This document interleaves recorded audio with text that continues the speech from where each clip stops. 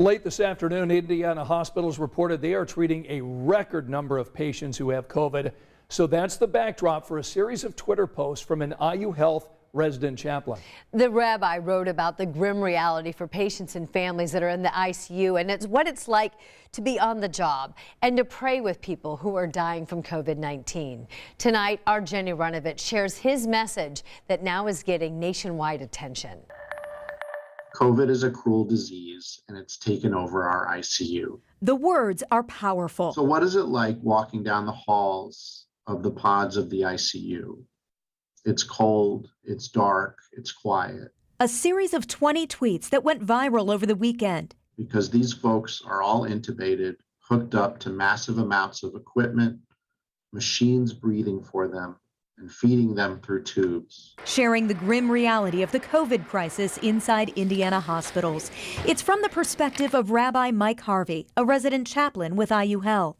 One of the things I wanted to paint a picture of was the view inside that unit that often people aren't able to see. Rabbi Mike says he witnesses fear from families and stress from overwhelmed staff who watch people die daily. It affects us emotionally, it affects us mentally, it affects us physically. People are run down, they're getting sick. That in itself would be hard, but the fact that a few hours later, that room empties and then is replaced with someone else, we don't have a lot of time to process and mourn. In those rooms, Rabbi Mike bridges science and faith, offering loved ones and colleagues comfort and prayer. Vulnerable moments that aren't easy, he says, especially with so many unvaccinated patients who didn't think COVID was real.